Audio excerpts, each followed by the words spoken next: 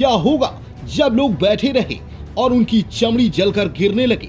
जोर के धमाके के बाद चारों ओर सन्नाटा छा जाए और कुछ देर बाद रोते बिलखते लोगों की आवाजें गूंजने लगी।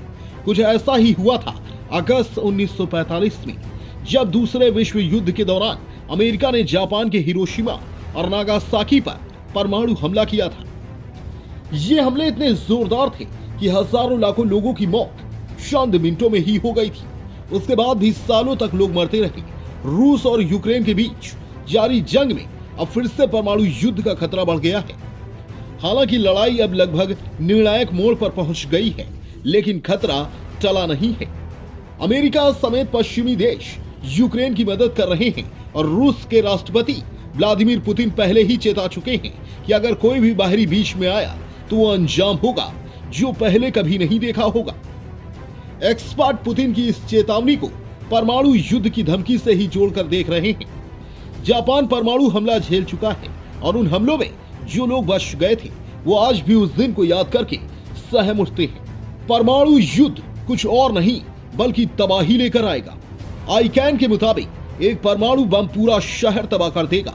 अगर आज के समय में कई सारे परमाणु हथियारों का इस्तेमाल होता है तो इसमें करोड़ों लोग मारे जाएंगे।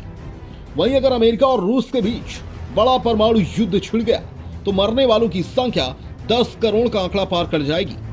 मुंबई, जहां हर एक किलोमीटर दायरे में 1 लाख से ज्यादा लोग रहते हैं, अगर वहां हिरोशिमा जैसा परमाणु बम गिर जाता है तो एक हफ्ते में 8.7 लाख से ज्यादा मौतें हो जाएंगी।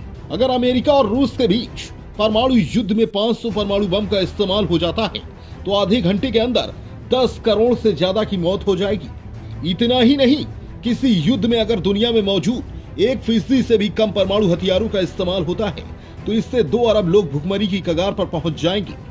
साथ ही पूरा हेल्थ सिस्टम भी तबाह हो जाएगा, जिससे घायलों को इलाज भी नहीं मिल सकेगा।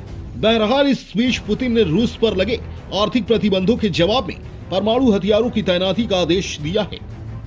ये युद्ध में रूस के द्वारा लिया गया एक बड़ा फैसला भी है, क्योंकि यदि रूस की तरफ से परमाणु हथियारों का इस्तेमाल किया जाता है तो ये 2 देशों के बीच परमाणु युद्ध शुरू कर देगा। अमेरिका लगातार रूस को ऐसा नहीं करने की हिदायत भी दे रहा है। अब आगे क्या होने वाला है ये देखने वाली बात होगी। अगर आपको ये स्टोरी पसंद आए तो चैनल को लाइक और सब्सक्राइब करना ना भूलें।